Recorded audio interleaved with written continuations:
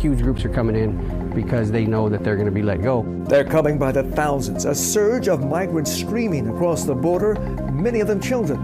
The hardline stance of President Trump has now been replaced by the promises of President Biden. But tonight, the crisis remains. But first, 8 killed in a bloody shooting rampage near Atlanta, most of the victims Asian American women. As police investigate the motive, the mass murders have put the spotlight on the rising tide of anti-Asian hate crimes nationwide.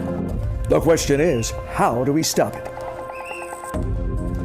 Time to let it rip. On the panel tonight, State Senator Stephanie Chang, the rising Democratic leader from Detroit, Sunita Dodamani, head of the Hate Crimes Division of the Michigan Attorney General's Office, Gary Yang, president of the Michigan Chinese American Conservative Alliance, Dr. Carol Van Dyke, a clinical psychologist who specializes in troubled adults and adolescents, anchor attorney Charlie Langton. But we begin tonight with Laura Messue, attorney and executive director of the group Rising Voices of Asian American Families. Laura, I was shocked to read that an attorney, a professional like yourself, is now feeling apprehensive about going out in public. Why is that?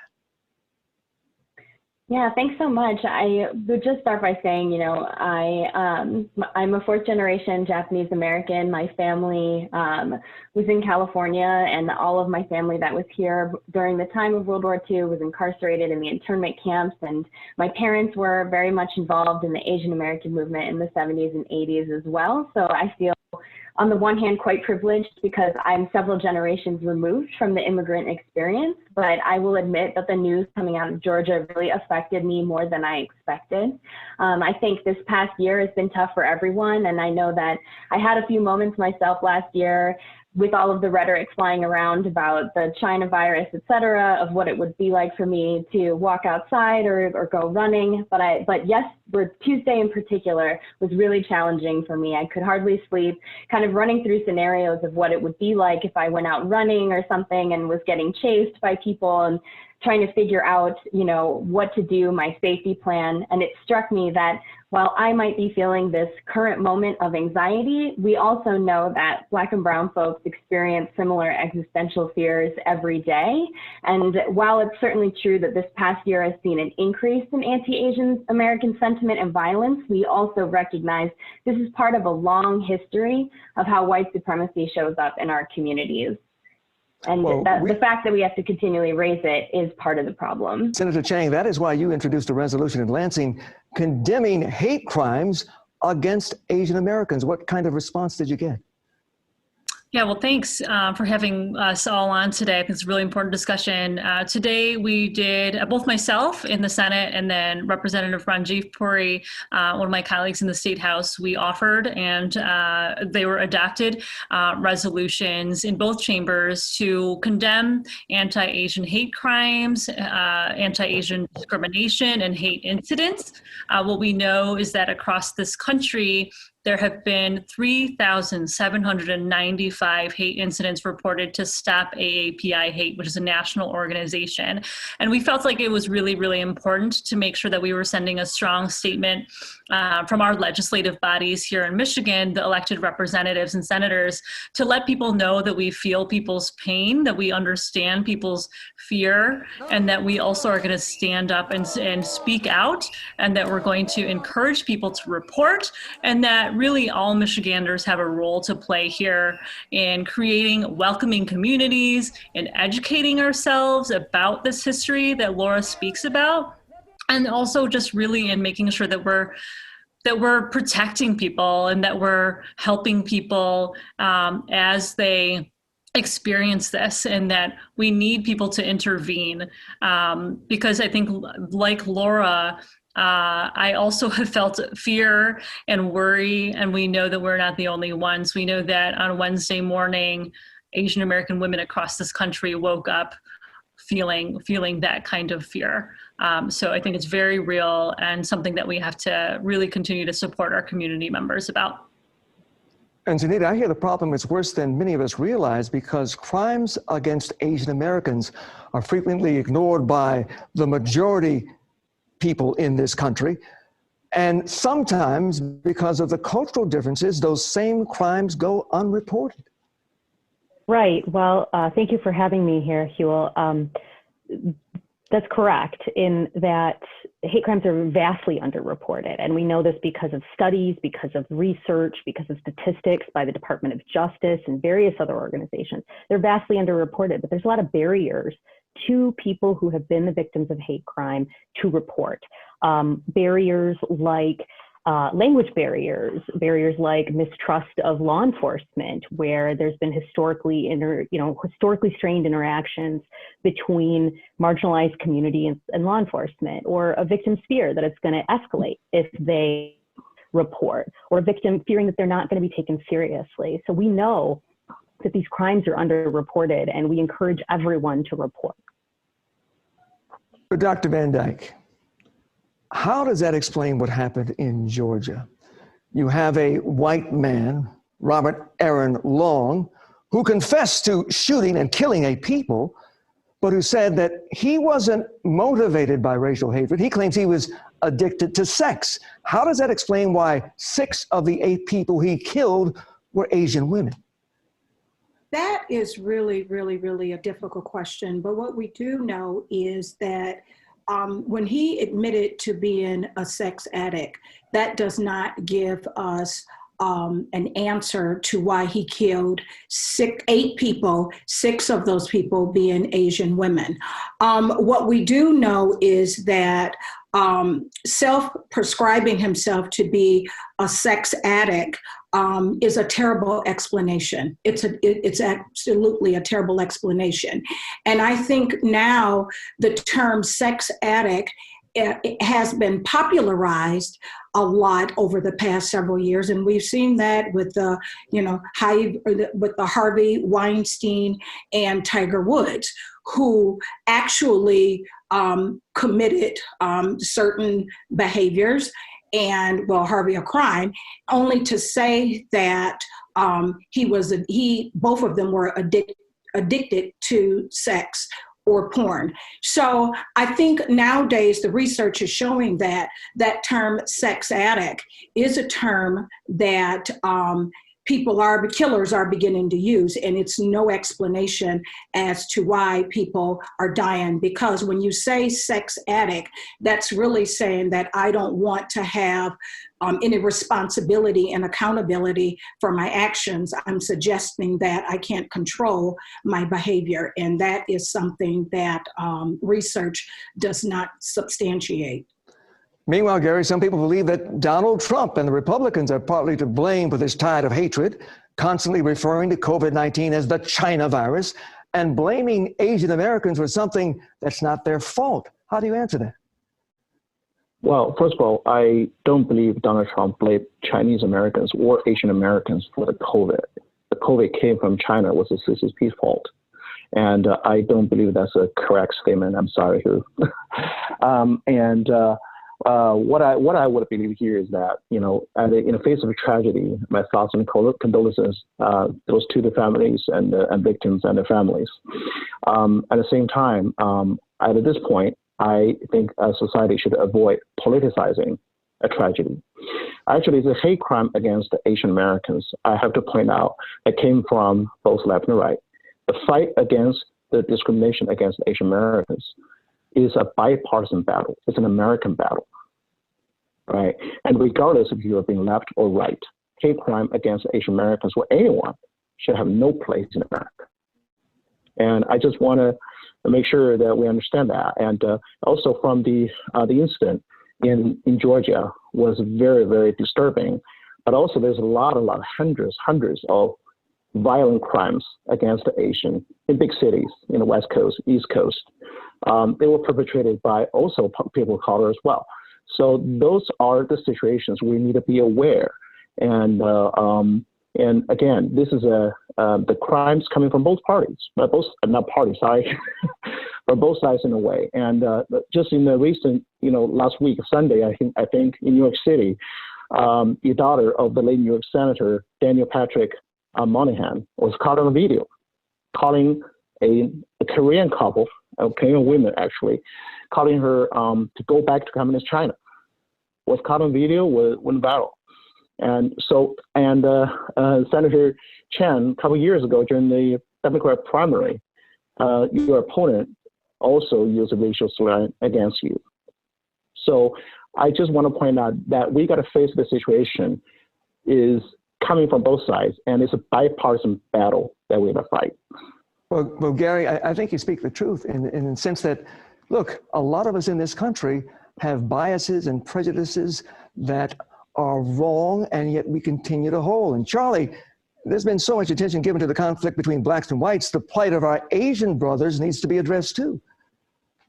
Of course it does. Let me first go to a point that the doctor made, though, about sex addiction. Sex addiction is never, ever going to be a defense to murder. It's not going to happen. And I cannot imagine a real defense attorney would even try to convince a jury that because he had some sex addiction, and he may very well have, but that is not a justification for murder. So let's get that right out there right now. You cannot do that. Now, as far as with Senator Chang's legislation, as far as enhancing crimes, because if they can be proved that they have something to do with either race or ethnic behavior, hate crimes, absolutely elevate them. Because it's only going to get the message out that we cannot slur people. We got to get the message out. And it's legislation like, and as I'm understanding what she's talking about here, gets the message out that that it's wrong. And it shouldn't be a partisan issue here. Donald Trump caused the virus. He may have maybe put some fuel on the fire here. I hope that's not the case. But the bottom line is there's no place at all. And if something can be proved that where you committed a crime because of an ethnic issue or you used an ethnic slur, that should be an enhanced crime. Make that the law. All right, so very quickly, panel, I'm asking all of you to give me a short answer. How do we stop this rising tide of violence against Asian Americans? Laura, beginning with you. I think we have to fight white supremacy with solidarity. So I think that means that we have to do the work within our own communities to understand how all of these different layered oppressions function and see how it shows up for others.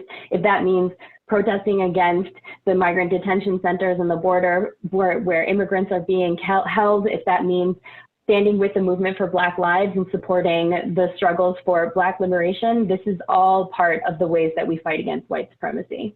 Stephanie?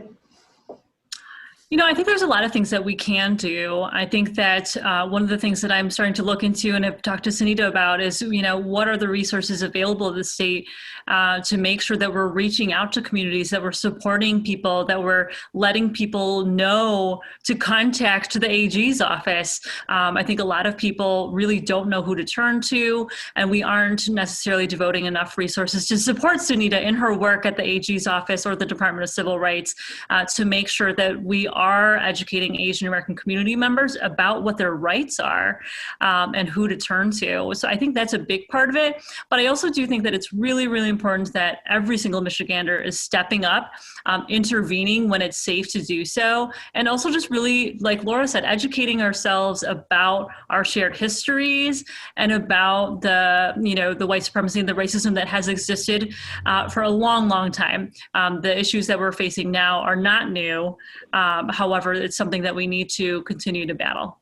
Well, look, we're out of time, panel, but I want to thank you for your comments and insights. One thing we can all agree on, we are all Americans, all in the same family. Again, thank you so much. Our subject right now, immigration. We have a flood of migrants coming into this country right now along the Mexican-U.S. border, many of them children. But how do we solve the problem?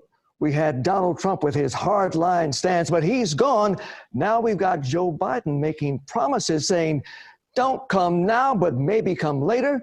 Does that solve the problem, or does that make it worse? With us right now, Samantha Magdaleno of One Michigan and Immigrant Rights, Jose Aliaga, Independence Township trustee and a native of Peru, Elena Haranda, community activist and multi-generational Detroiter, and of course, Andrew Rocky Wichkowski, chairman of the Oakland County Republican Party, and as always, anchor attorney Charlie Langton.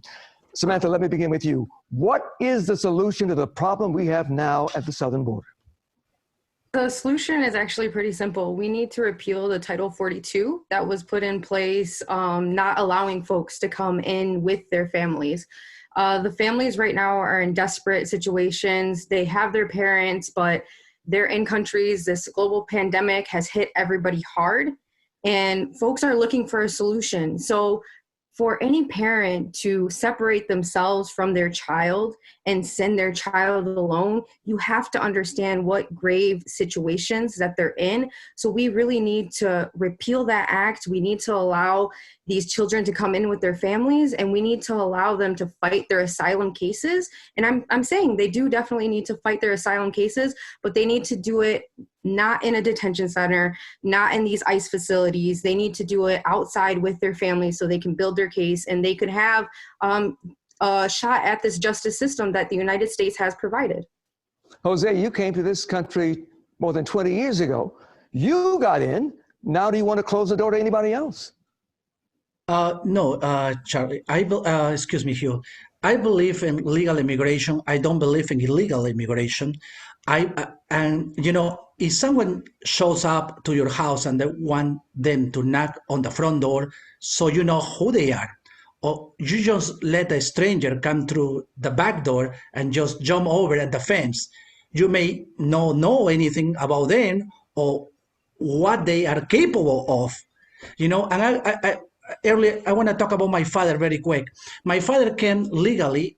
He did all the processes. He have his green card. He went to Peru, and because the global pandemic, he stuck in Peru. He couldn't come back, and his green card was taken away because he stayed, they say, too long. So he's going to be reapplying basically for the green card, doing all these processes. And it was a lot to go. He had to check his background. He already done all this, but he have to do it again. And by doing this, he actually risks himself even to COVID, but he wants to do it in the right way.